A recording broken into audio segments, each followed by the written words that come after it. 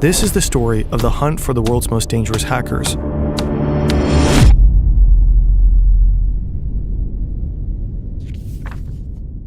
Prologue: The Bears. Once upon a time, there were 5 bears.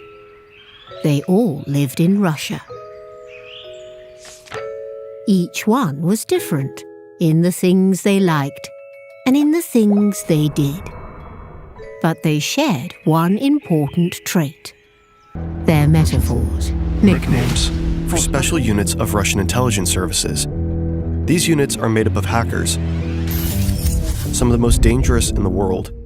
They each have different objectives: to spy, to expose, to wreak havoc. But they're not just a threat to computers or networks. They're a threat to Western democracies.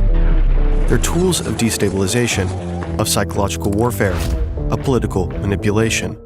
They've already made it into the German parliament, into the email inboxes of the country's elected officials. They threw their full weight behind Donald Trump's 2016 campaign. They travel the world, working in the interest of Vladimir Putin's regime. And they've played a key role for years in Russia's brutal war against Ukraine. This documentary reveals who these hackers are, how they operate, and how we can protect ourselves from them.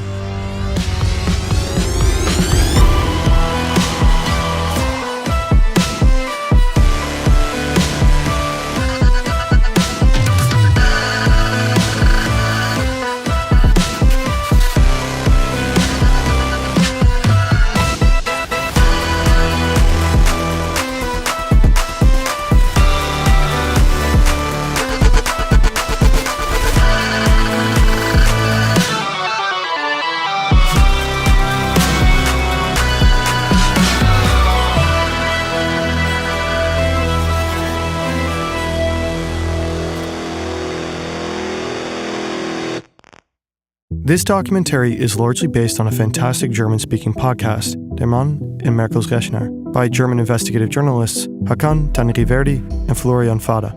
Link is in the description. Chapter 1: The Email. This story begins with that little line above the E, and with Claudia Haidt. She was working in Berlin back then as an assistant to a member of the Bundestag, the German national parliament. Her office is beautiful, in the center of Berlin. It's May 8th, 2015, a warm Friday in spring. The weekend is just around the corner. She's trying to write an email to a colleague named Renee. The accent Aigu doesn't work. Strange. She tries all the usual, opening and closing Word, rebooting her PC. Nothing fixes the issue. The Bundestag has its own internal service hotline for that kind of thing, 117. She tells the IT guys that she thinks her PC got infected with some kind of malware, perhaps a Trojan. But they don't take her seriously. At this point, no one realizes how serious the situation really is. There really was a Trojan on Claudia's computer. She'd been hacked. But it wasn't just her device. While she's still on the phone with 117, hackers are already deep inside the Bundestag systems. They're working on behalf of the Russian Military Intelligence Agency, the GRU. Putin's bears are running wild, right through the very heart of Germany's political system. If all this happened today, Claudia could have just asked an AI assistant, probably way more helpful than that service hotline. With Uda's website app, AI can also help you build your website in seconds. No coding skills needed. Just 4 easy steps. Define the type of website, industry, and goals. AI generates images and text tailored to your needs. Choose a color palette or upload your logo. Add pages and features. Choose a theme you like. Then make it yours with simple drag and drop. With ChatGPT built in Udo, the perfect text is generated for you. Or just ask AI to rewrite your copy for you. Need a multilingual website with Japanese translation, done in just a few clicks. It's fast, intuitive, and designed to make the experience smooth and effortless. Let Udo's built-in AI handle the busy work so you can focus on the big picture. Get started today for free. Your first app is free for life, including unlimited hosting and support. With the website app, you can even get a free custom domain for 1 year. You've never launched a website this easily. Add more apps anytime and get the full suite of apps starting at just 19.90 euros per month. Click the link in the description to get started. 8 days earlier, on April 30th, 2015, dozens of MPs and their staffs received an email. It looked official, as if it came from the United Nations. The subject line referenced Ukraine and its economic situation. It's just a year after the annexation of Crimea, Russia's first military incursion into Ukraine. The military operation is now underway in eastern Ukraine. The capital, Kyiv, and other Ukrainian cities have been hit by air and missile strikes over the past several hours. The situation in Ukraine was already a red-hot political issue. You had to stay informed, and if the UN sent something around, Claudia Height and many others clicked. That single click was enough. Malware installed itself quietly in the background. No pop-ups, no warnings. The infection was silent, and from that moment on, the hackers had access. Their objective was clear: gain administrator rights. With those, they'd have the digital equivalent of master keys, access to everything, the power to change anything. And they got what they came for. They broke into areas of the system that should have been completely off limits. That's how they were able to push deeper and deeper, until they'd essentially taken over the Bundestag's IT infrastructure. It was a sophisticated operation, carefully planned and executed. The attackers moved laterally, jumping from computer to computer, scanning for valuable information, documents, emails, anything of use. Eventually, they reached 2 machines inside a parliamentary office of the Conservatives. And not just any office, Angela Merkel's, the German chancellor at the time.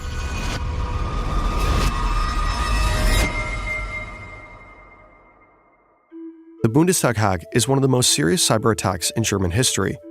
It will set off a large-scale international investigation and eventually arrest warrants that had once seemed unimaginable. And yet, inside the Bundestag itself, the attack goes unnoticed for quite some time. Back to that Friday afternoon call with 117. Claudia is frustrated with how unhelpful the first hotline call had been, so she does what most people do in that situation. She calls again, hoping the next person might actually understand what's going on. But even the second person on the line doesn't take her seriously. Angry and fed up, Claudia decides to just shut down her PC and go home. It is Friday after all, and the weekend has already begun.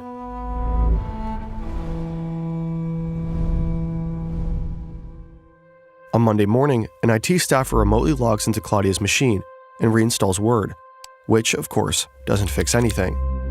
By the afternoon, someone finally comes in person, but even they don't catch that there's a Trojan on Claudia's PC. By this point, the hackers have already been inside the system for at least 2 weeks. And still, almost no one realizes that this might actually be a cyber attack. Meanwhile, over in the UK, a cybersecurity firm has been keeping an eye on a suspicious foreign server, one that had been used for previous cyber attacks. Suddenly, that server establishes a connection to machines inside the Bundestag network. The firm alerts the Federal Office for the Protection of the Constitution. A day later, the warning reaches both the Bundestag's Classified Information Office and the Federal Office for Information Security, BSI, in Bonn. Thanks to German bureaucracy doing what German bureaucracy does, the warning takes a brisk 3 days to actually land. Finally, someone realizes what's happening. The BSI sends a special team to Berlin. Their job? Comb through the logs. Those are automatic records on computers that track what happened, when, and how. Which programs were opened, what was clicked, what ran in the background. All of it. The BSI team needs to figure out 3 things. Is this a major attack? Yes. What are the hackers after? Probably stealing data. And are they still inside? Very much so. The team doesn't hesitate. They shut down the entire network. From the outside, it looks like someone just ripped the plug out of the wall. Claudia watches her computer power off like it has a mind of its own, like it's haunted. She half expects the lights to flicker next. That same day, Der Spiegel broke the story, the first media outlet to report on the cyber attack. Politicians found out from the news, not from internal channels. From that moment on, chaos took over. Lawmakers were furious. No one could work properly. No emails, no access to documents, no reports. And this isn't a movie. You don't just kick the hackers out and move on. The network is giant, messy, and hard to control.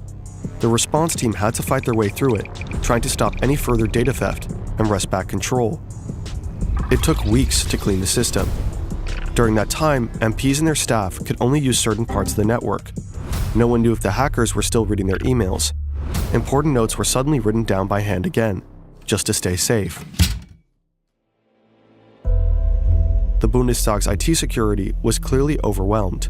It faced intense criticism in the months after. When the dust finally settles, the investigation into the perpetrators begins. and the trail points to Russia right from the start. On Claudia Hyde's computer, investigators find malware called X-Tunnel. X-Tunnel functions like a real tunnel, a direct continuous link that allows attackers to access the network whenever they want.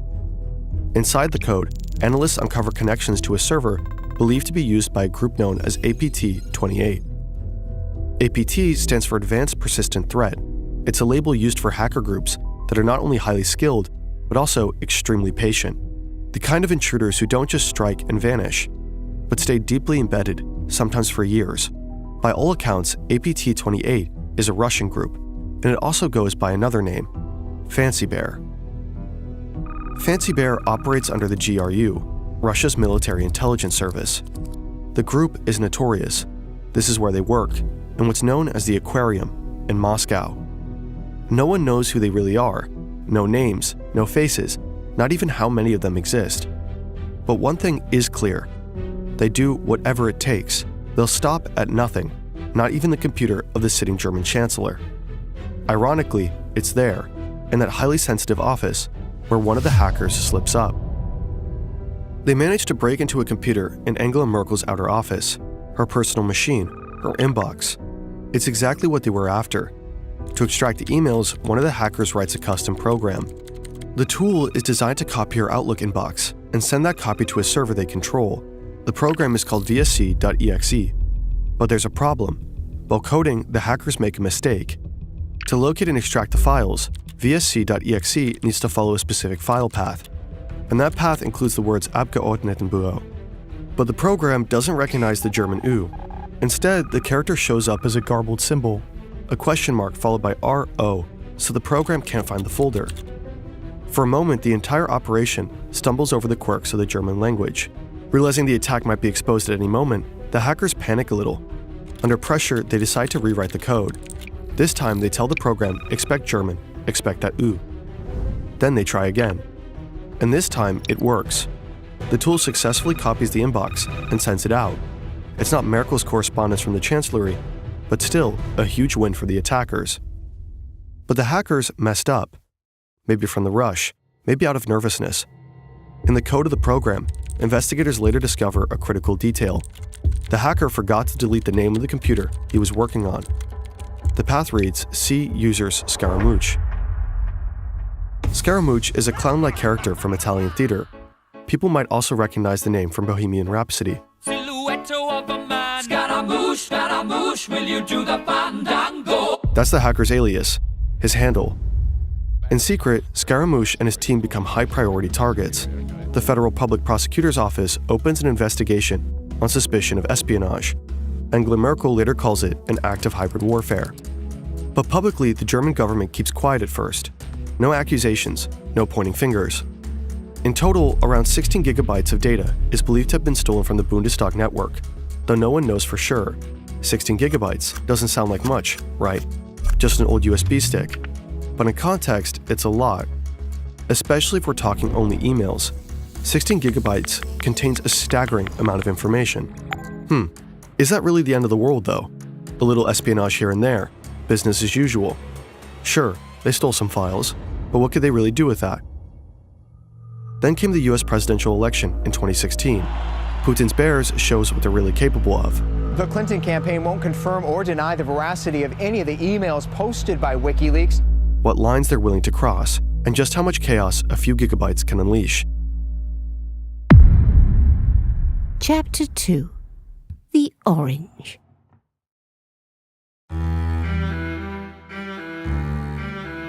In mid-2015, Donald Trump announces his candidacy. At first, no one really takes him seriously. But because he's so different, so unfiltered, saying things no one else would dare, the media can't stop talking about him. And Mexico will pay for the wall. I could stand in the middle of Fifth Avenue and shoot somebody and I wouldn't lose any voters, okay? One outrageous statement after the next dominates the headlines. ISIS is honoring President Obama. He is the founder of ISIS. He's the founder of ISIS. There's public outrage, disbelief, and widespread support for him. I don't know what I said. I don't remember. By early 2016, Trump is no longer the oddball outsider. He's now the Republican frontrunner, going head-to-head with Democrat Hillary Clinton. Half a world away, in the Kremlin, Vladimir Putin is watching closely. He doesn't like Hillary Clinton, not one bit. The two have history. Back in 2011, Clinton was the US Secretary of State when Russia held national elections. She publicly questioned whether the vote had been rigged, and massive protests followed across the country. Putin accused the US of stirring up those demonstrations. He never forgave her for that. Politically, she had been one of his toughest opponents for years. Later, the European Court of Human Rights confirmed that the 2011 Russian election was in fact manipulated. Putin clearly is rooting for the other guy, the loud billionaire. Trump, for his part, has repeatedly praised Putin in the past. He sees Putin as a strong leader, someone he thinks he could get along with as president. So Putin consults with his 3 intelligence agencies and makes a call. March 19, 2016, an email lands in the inbox of John Podesta, Clinton's campaign manager. The message looks like a standard Google security alert, something about suspicious activity and a prompt to reset the password. But Podesta double-checks with an IT staffer at the DNC to be sure. Unfortunately, the staffer replies that the email is legit, when he actually meant the opposite, just one typo with massive consequences. Podesta assumes the message is safe, clicks the link, and enters his login on a fake site. That's it. The hackers are in. They now have access to internal communications, emails, and nearly everything tied to the campaign. They're part of Fancy Bear, the same group tied to the Bundestag hack. They steal 50,000 of Podesta's emails. The tactic is known as phishing, casting bait and waiting for a bite. Spear phishing more specifically, as it's tailored to a specific person. With the same approach, Fancy Bear targets 300 more people inside Clinton's campaign. No one knows how many fell for it.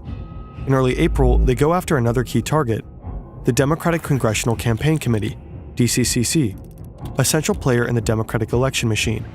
Using more convincingly real-looking emails, they managed to steal the credentials of at least one DCCC employee. And just like that, they're in again. Once inside, Fancy Bear uses 2 main types of malware, X-Agent and X-Tunnel. The latter is the same tool used in the attack on Claudia Heid's computer in Berlin. While digging through the DCCC, the hackers find something even more valuable.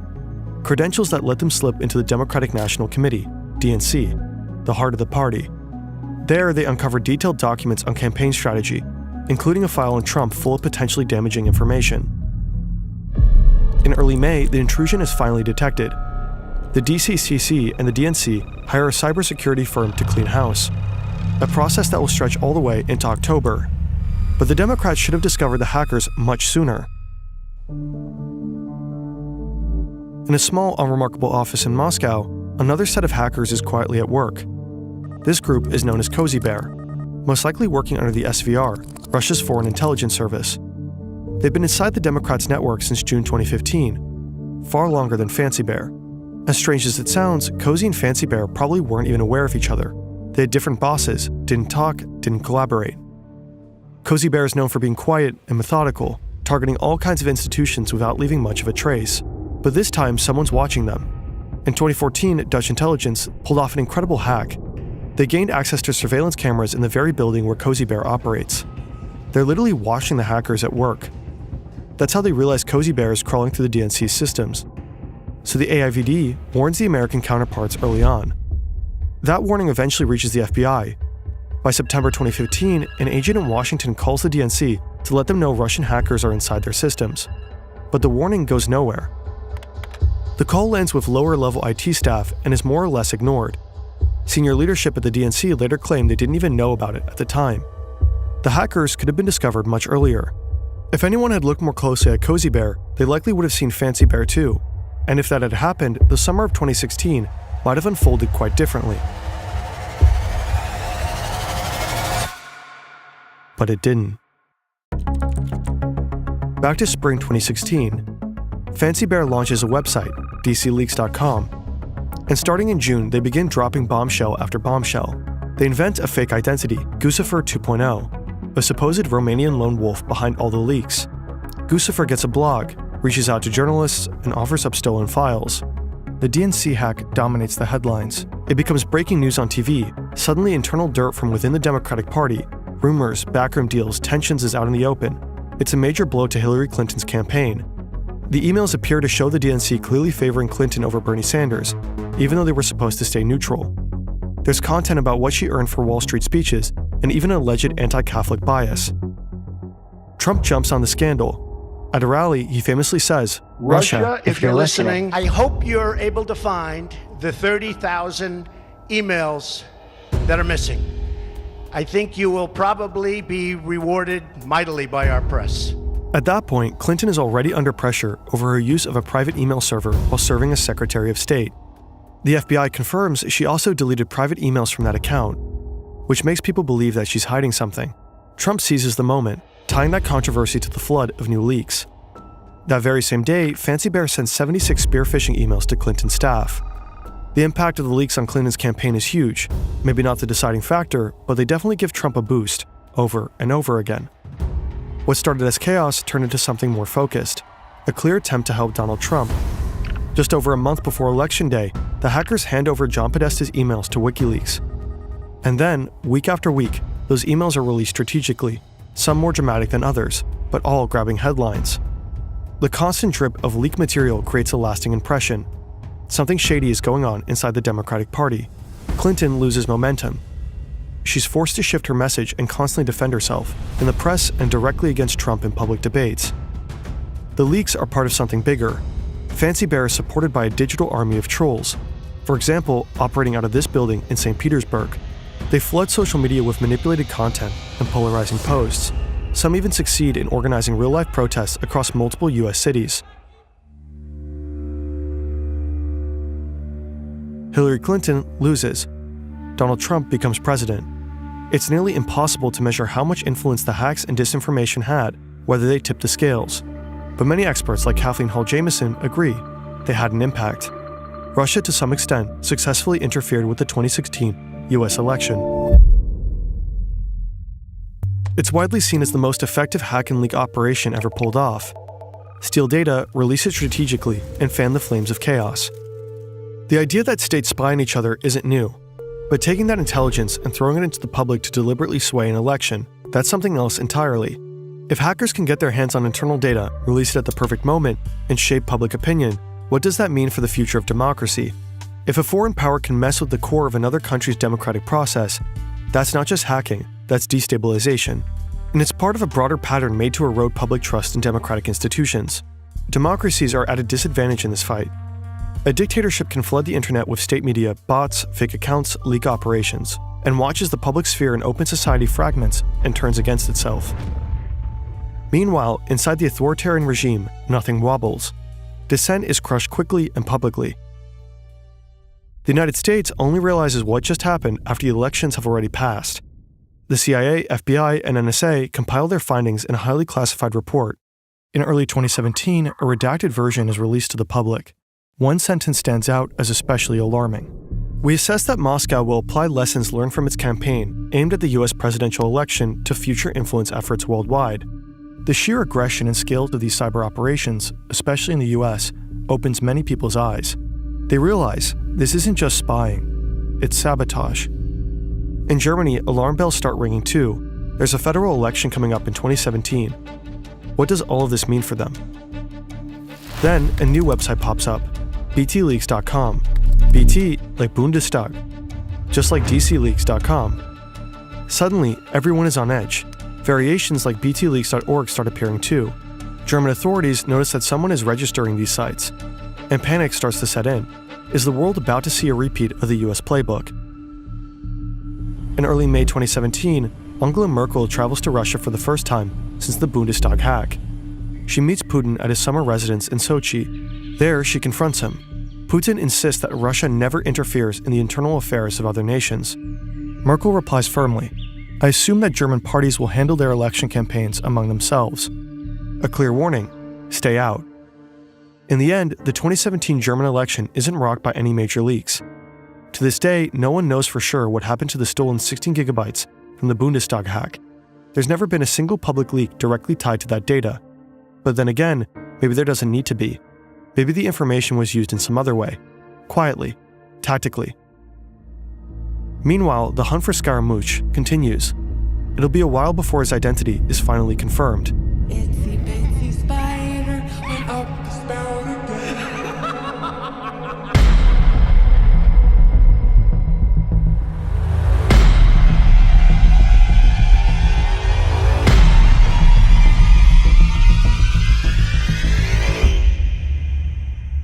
some of his colleagues aren't so lucky. Chapter 3. The Cleaning Crew.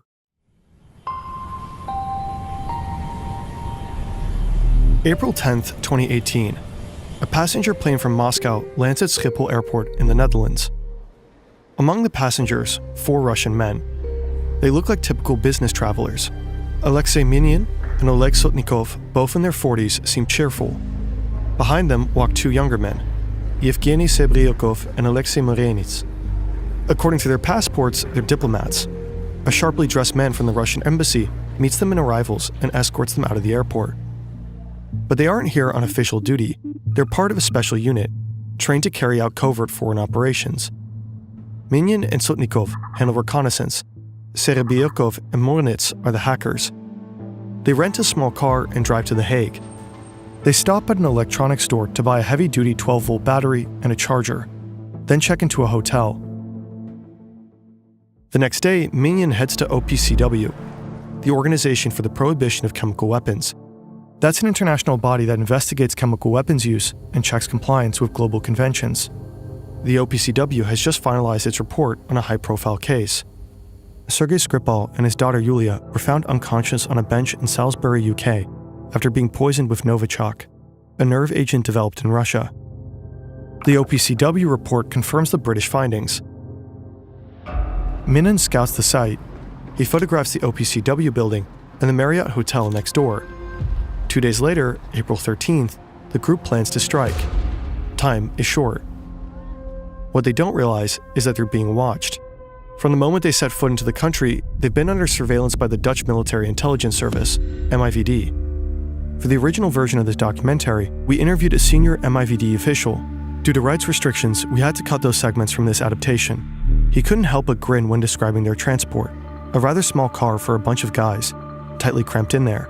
The agency follows them closely, but how did they even know to look for them? Apparently, the MIVD received intelligence that members of APT-28 would be flying in. Fancy bear again. According to The Guardian, the original tip may have come from British intelligence. April 13th, the operation begins. The 4 men drive to the Marriott Hotel and park close to the OPCW building. The car's rear faces the compound. The trunk is packed with equipment. The battery and a voltage regulator power a computer, which is connected to a laptop in the front. Serebryakov and Morenets use it to execute the hack. The key component is a flat panel Wi-Fi antenna hidden under a jacket, connected via USB. It mimics the OPCW's real Wi-Fi network. Devices inside might auto-connect, believing it's legit. Once they connect, the hackers can steal credentials. With those, they could slip into the OPCW's internal network. The likely goal, steal or undermine the Skripal findings, or discredit the organization through a leak. But they don't get that far. Dutch authorities move in. 2 unmarked vehicles roll quietly onto the lot. Then, sudden action. Doors fly open. The 4 men are taken down. One tries to destroy his phone, kicking it repeatedly, but fails. Then comes the search.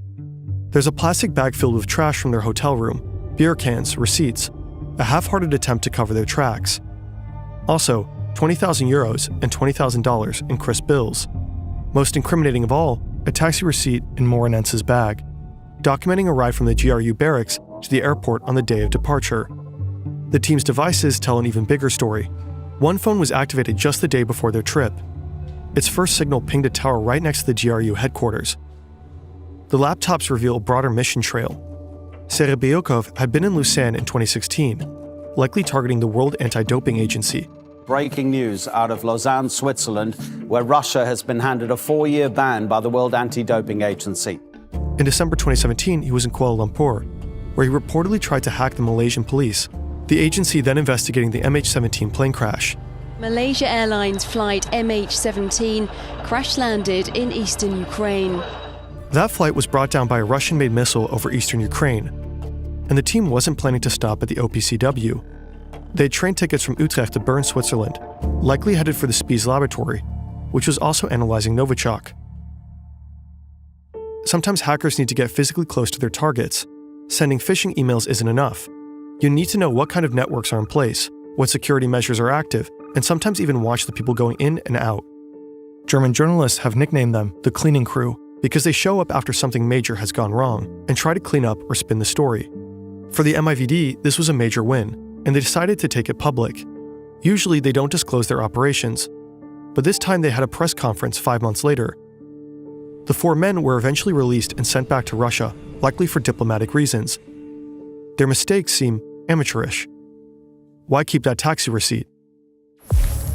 Well, these aren't mythical hooded figures. They're civil servants, hackers on a schedule, assigned tasks, bad coffee, strict rules. They just happen to work for an authoritarian regime and weaponize code. Russia, of course, denies everything. The men were supposedly just on a routine trip. Of course, nothing screams routine like a flat panel antenna in the trunk. This strange hotel parking lot escapade shows something important. Putin's bears can be stopped. Germany has fended them off. A conservative-linked NGO was targeted, but the attack failed. In France, Macron's 2017 campaign fended off a similar attack. And in the US, the response came loud and clear. In 2018, they decided to send a message. That February, the US Department of Justice indicts 13 Russian nationals and 3 Russian companies. They're accused of deliberately interfering with the American political system. Not long after, another sweeping indictment is released. This one focused specifically on Fancy Bear. The FBI outlines exactly how they traced the DNC hack back to individual Russian operatives. Multiple names are listed, all Russian citizens. According to the investigators, they work for Russian intelligence. The hackers remain safe in Russia, no arrests follow. But one thing is clear, much of the world is now off limits to them. And this isn't just about naming names. It's a clear line in the sand. There are boundaries, and these operatives cross them. One name stands out to German investigators. One of the men listed is believed to use the alias Scaramouche, the same alias linked to the VSC.exe program. His real name is Dmitry Badin. He's the man who broke into Angela Merkel's computer. Today, he's 32 years old. Investigators found out quite a lot about him. They have photos of him, young face, dark blonde hair, shoulder length now. He's from Kursk, married, reportedly has a daughter, lives in a town just south of Moscow. He listens to music while he works, Russian rock, techno. According to forensics, he even streamed football matches while hacking. He's a big fan of Cristiano Ronaldo, apparently. In many ways, he seems like an average guy, but he's a government hacker serving in a regime that targets Western democracies. In May 2020, the German federal public prosecutor files charges against Badin as well. After the first wave of indictments in 2018, Vladimir Putin sat down with NBC for an interview. There he was confronted with the allegations. 13 Russians and 3 Russian-owned companies have been indicted by a special prosecutor named Robert Mueller in the United States for interfering in our election. Why would you allow an attack like this on the United States? Why have you decided the Russian authorities, myself included, gave anybody permission to do this? If the 13 Russian nationals plus 3 Russian companies did in fact interfere in our elections, is that okay with you?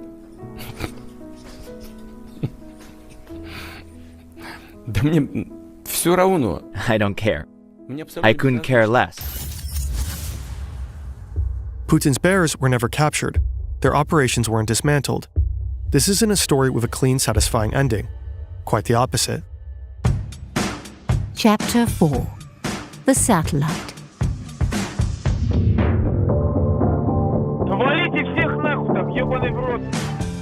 February 24th, 2022.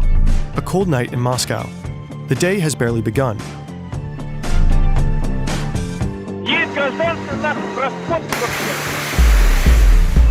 A quiet man heads to work earlier than usual. He's riding the metro.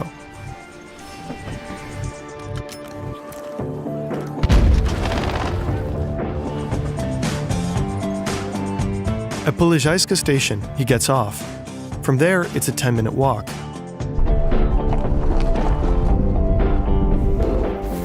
He's a little on edge, lights a cigarette.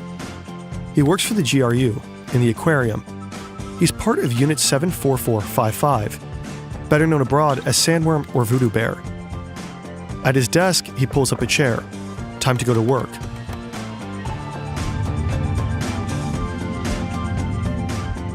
He and his colleagues have spent months preparing for this moment. Now it's just a few final clicks.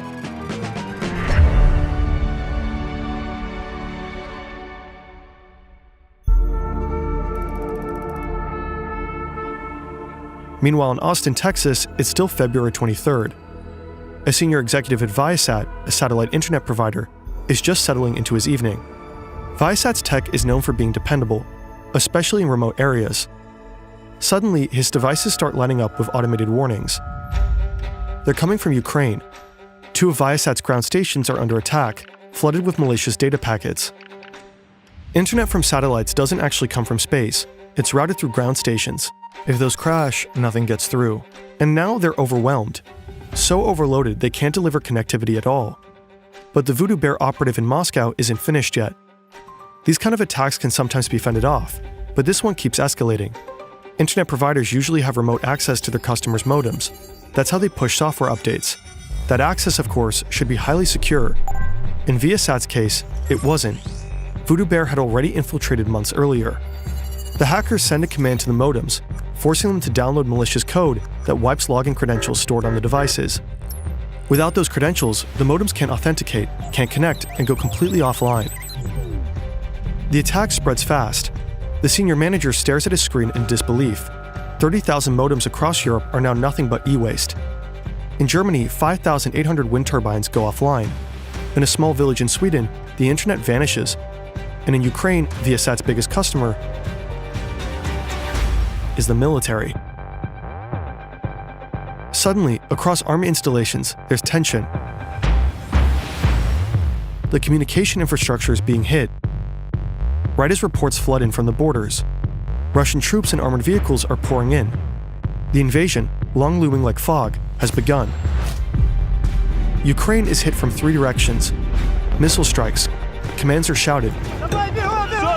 And amid the chaos, a terrifying thought spreads. What if the comms go down? What if the command dashboards fail? Surveillance feeds cut to black. The Viasat attack was a highly effective cyber strike, perfectly timed with the invasion. But for Ukraine, it wasn't a new experience. Ukraine has been in Russia's cyber crosshairs for years, not just since the invasion in 2022, but dating back to 2014, after the annexation of Crimea. That year, Russia tried to hack Ukraine's elections. In 2015 and 2016, Voodoo Bear took down parts of the country's power grid, each time for hours. In 2022, they tried again. This time, they failed. Russia often tests tactics like election interference in Ukraine before deploying them elsewhere. That's why Ukraine is sometimes called Russia's cyber test battlefield. The war has now been raging for over 3 years, and all of Putin's bears are involved. They attack government systems and major companies. They spy, they leak. They fuel disinformation campaigns. But Ukraine, it seems, is defending itself formidably, not just on the ground, but also in cyberspace. And they're not alone. Today, the country is supported by several leading Western cybersecurity firms. Epilogue. Trains. Putin's bears are still out there, as dangerous as ever. Hagen Tan Reverda is one of the journalists we interviewed for this video. Not long ago, a colleague of his received a mysterious leak. A batch of internal documents from a Russian company called NTC Vulcan. It supplies Russian intelligence services and the military with cyber weapons of all kinds, and their internal documents are chilling. Among other things, Russia seems to have been mapping out what to do once a territory is conquered, how to bend it, break it, remake it. Beyond that, they're experimenting with control over foreign critical infrastructure. For example, they're testing if they can slow down trains. And if you can slow down a train, well, then you can speed it up too. One thing is certain. We haven't heard the last of the bears, not by a long shot. And in the years ahead, we'll have to stay alert. Learn to spot their traps, their tricks, their carefully laid bait. Because once they're inside, it rarely ends well.